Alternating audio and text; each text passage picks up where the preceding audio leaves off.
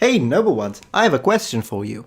Who built the first castle? To answer the question of when and where the first castle originated, it is imperative to first define what exactly a castle is. This is due to the fact that defensive structures constructed from materials such as earth, wood and stone have a long and ancient history, with archaeological evidence suggesting their existence dating back to at least the Bronze Age and potentially even the Chalcolithic period. The Chalcolithic period is just a fancy way to say the Copper Age, so before the, Iron Age, Bronze Age, Copper Age. Gosh, I love copper. The etymological roots of the term castle can be traced back to the late Latin word Castellum, which was employed to refer to small fortified towers or strongholds constructed from and integrated into the broader fortification system of the Roman limes. In order to provide a comprehensive and accurate response, it is necessary to engage in the examination of the distinction of the following factors: architectural, archaeological and historical evidence pertaining to the development and evolution of fortified structures throughout history. Furthermore, it is important to discuss also the semantic difference between the word castle and the other related words such as fortress,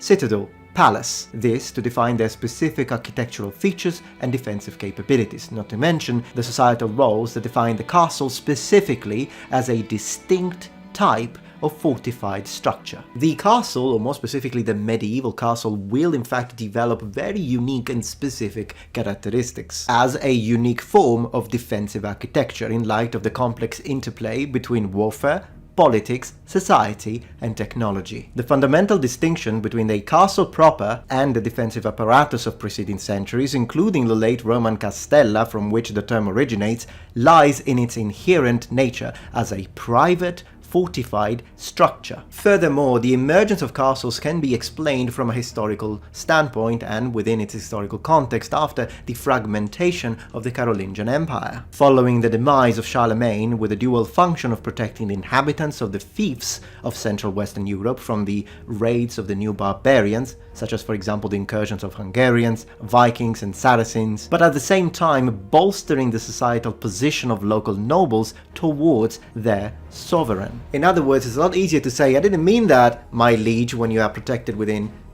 a medieval castle. The castle functioned as both an instrument of defense and a manifestation of power and relative autonomy of the feudal lords in relationship to the central authority. This is exemplified by the Edict of Charles the Bold, King of Western Franks, in 1864 AD, prohibiting his nobles from constructing new castles without his explicit authorization. That is because the feudal lord who owned a castle could withdraw with his army and the population subject to him within the walls, not only to defend himself from, say, foreign raiders, but also to escape the vengeance of the sovereign if he refused for any reason to obey his orders. But castles should only be seen as a defensive building. In fact, castles will also be instruments of territorial penetration and control, as shown by their extensive construction by the Normans, for instance, in England following the Battle of Hastings. Now that we understand how castles function not only from a societal standpoint but also from a military standpoint, let's talk a little bit more about the architectural aspect of castles from their early developments into what they will become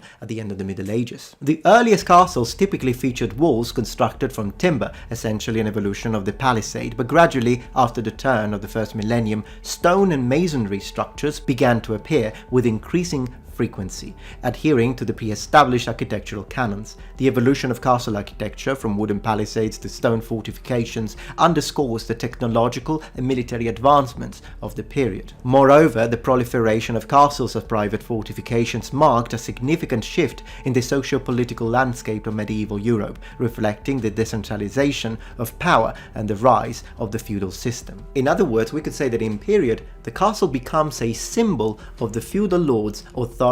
Scholars have employed various methodologies, including excavation, structural analysis, and historical documentation, to gain a comprehensive understanding of their design, construction, and function. But it is the interdisciplinary nature of castle studies that shed light on the complex interplay between military, social, and economic factors that shaped the development of castles throughout the Middle Ages, reflecting the shift in political and social dynamics of the era. In general terms, the castle proper consists of a main or major building called the mastio or donjon. This can be considered as the large central tower structure, which often stands on the top of a hill, either natural or more frequently artificial.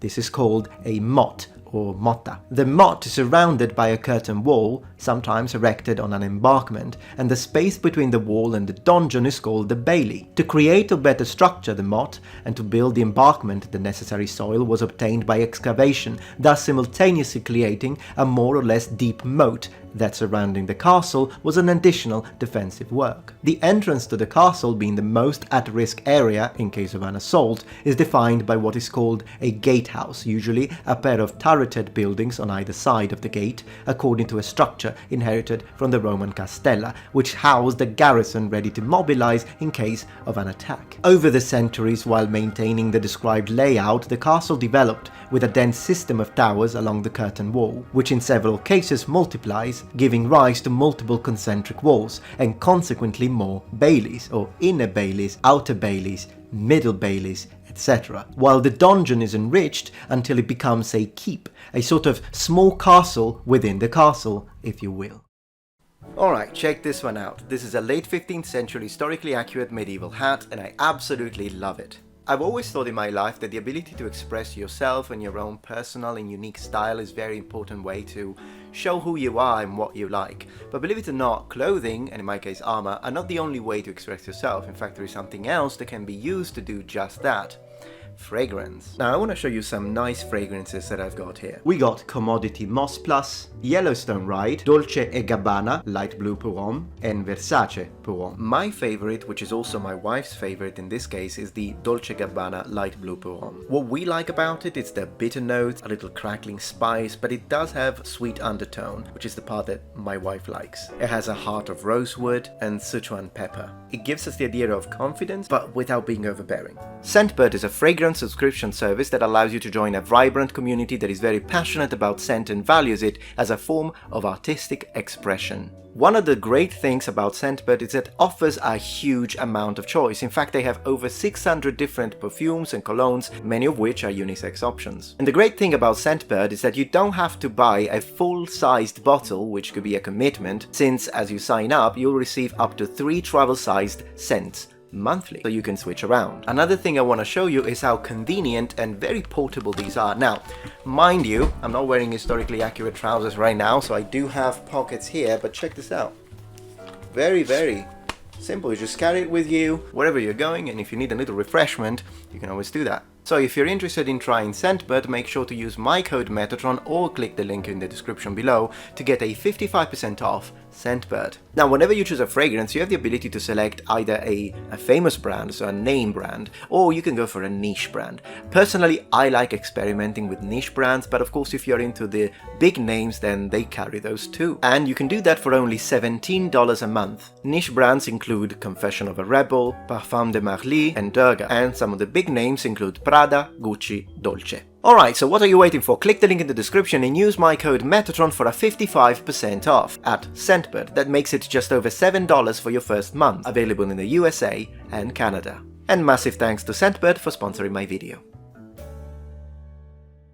Although the first centuries of the Middle Ages saw a focus or an architectural goal of building taller and taller walls for these castles, and increasing the number of towers so as to put the attackers in difficulty, with the introduction of the first siege weapons that used gunpowder, the trend was reversed, and the castles would eventually be structured with relatively shorter but very thick walls and towers to resist cannon fire. Now, since we mentioned cannon fire, it's interesting to spend a couple of words on fire itself. One of the reasons why in Europe we moved from wooden castles to stone-based castles is precisely that.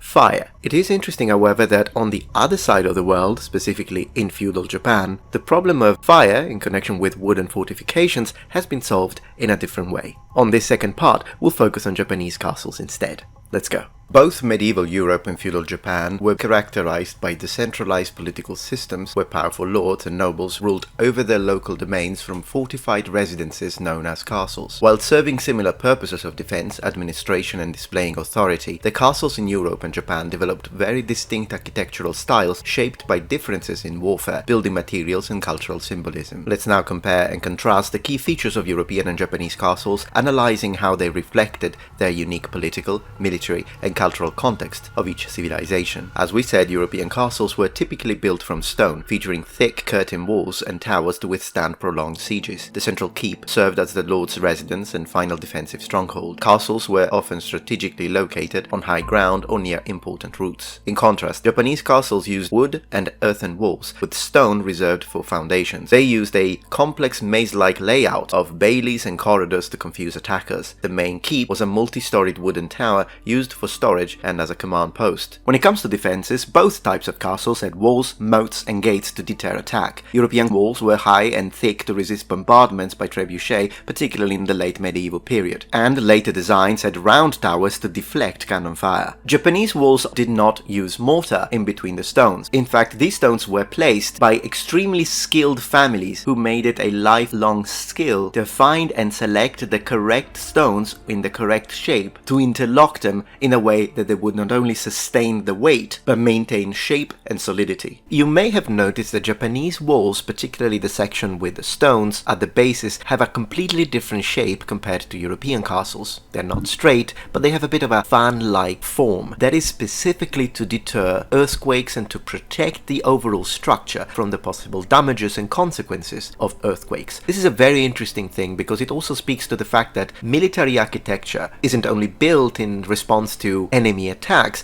but also to natural disasters and weather conditions of any given geographic area. They will be covered in white plaster to prevent fire from igniting the wood. In other words, we are talking about what's called shikui. In use since the 6th century, shikui is a very thin finish application typically used to protect large uninterrupted wall surfaces on castles and storage houses or storehouses. This was not only visually striking, but also served as a symbolic purpose. This lime plaster also provided protection against weathering and decay, helping to preserve the wooden structure against also wind and the sun. Part of this fire resistance came from the calcium hydroxide in the plaster, which underwent an endothermic reaction when exposed to heat, absorbing thermal energy and releasing water vapor. This reaction helped to cool the surface and prevent the wood beneath from igniting. Other ingredients in some of the plasters, such as seaweed extract and persimmon tannin, also contributed to its fire-resistant properties. You can also see a number of unique shaped holes in the walls of Japanese castles. These are called sama or loopholes, and allowed defenders to fire on attackers with arrows and firearms without exposing themselves to counterfire. Rectangular ones are the ones used by archers, so they are for arrows and they're called yazama, whereas circular and triangular ones were used for firearms. In conclusion, while European and Japanese castles both served as centers of military, political and economic power for feudal lords, they developed divergent architectural styles. European castles prioritized strong fortification against siege weapons and visibility projected authority through massive stone construction. Japanese castles adapted to a warfare style emphasizing mobility and complex layout in order to subject any invading army to flank fire. These differences in castle architecture reflect the distinct ways Europeans and Japanese feudal societies were organized and the cultural values